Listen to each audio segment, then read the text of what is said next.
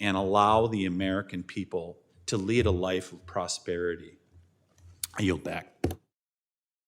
Thank you, Mr. Tiffany. The chair now recognizes Mr. Magaziner for 5 minutes.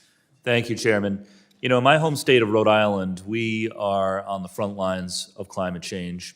We know it's real. We know that it is impacting working people every day. There are literally entire neighborhoods in Rhode Island that are being wiped off the map because of rising sea levels. The Narragansett Bay in Rhode Island has risen more than 6 inches in the last 30 years. And of course, this year is on pace to be by far the warmest on record. It's hurting our commercial fishing industry as well. We have a big commercial fishing industry in my district in Rhode Island, just as many of you have in the Gulf. And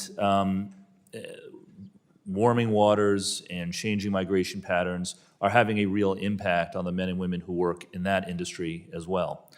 On the flip side, we know in Rhode Island that a transition to responsible clean energy is possible and can save consumers money. We know it because we are leading the way in Rhode Island on offshore wind. My district has the first operational offshore wind farm in North America off the coast of Block Island. We are eagerly anticipating the expansion of offshore wind in Rhode Island, and we believe that a majority of our state's electricity will come from offshore wind by the end of this decade. Today, as we sit here in our state, we still get more than 90% of our electricity from natural gas, which we have to import because we don't produce gas or oil in our region. And it was just announced the other day that Rhode Island ratepayers are going to see a 40% increase to the rate on their electric bills this winter because of instability in the oil and gas markets, driven by a range of factors, including the war in Ukraine and other things that are outside of our control. So we know in Rhode Island that we can build out clean, domestic, American-made energy through offshore wind that will create American jobs, union jobs, lower costs for consumers, and help us do our part to reverse climate change. We know it because we're doing it, and the job impact alone is phenomenal. Already in Rhode Island, millions of dollars are being invested in ports. Men and women in the trades are already working to stage offshore wind projects, not just for Rhode Island, but all across the Northeast. And the jobs aren't limited just to New England either. The Block Island Wind Farm, which I just mentioned and is the first operational offshore wind farm in the United States, has bases, the structures at the base of those turbines were constructed in Louisiana. The crew transfer vessels that take men and women out to the offshore wind farms to perform maintenance, some of those crew transfer vessels are being built in my district in Rhode Island. A number of others are being built in Louisiana. I should mention, by the way, I'm born and raised from Rhode Island, but I actually used to live in South Louisiana. I lived in Opelousas, St. Landry Parish for a period, and so I have an affinity for Louisiana, even as a native Rhode Islander myself. So this is not fiction. This is real.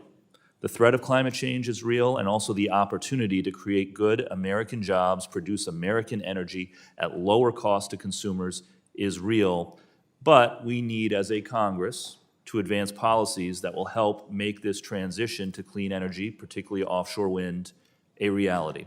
So that's why I am pleased that the Biden administration has launched a goal of achieving 30 gigawatts from offshore wind, that BOEM and NOAA are working with all relevant stakeholders to make sure that offshore wind development is done in a way that is responsible, that protects coastal communities, that protects impacted industries and stakeholders and tribes, but that we move in an aggressive way because, as I said earlier, in my state, entire neighborhoods are already having to be relocated because of sea level rise. And I know that the same is true in the Gulf and many other parts of the country. So I want to thank the witnesses for, during the previous round of questioning, validating a lot of what we are seeing in Rhode Island, that there is good job creating potential in offshore wind. There is good potential for bringing back more American jobs, lower cost to consumers.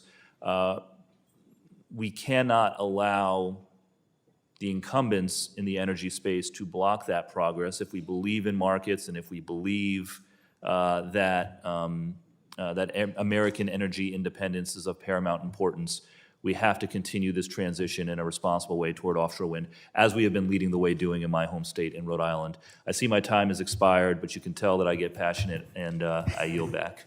Thank you very much for your comment. Just a reminder, we also need permitting reform to do that, which you just suggested. Thank you very much. We'll go to Mr. Rosendale for 5 minutes. Thank you very much, Mr.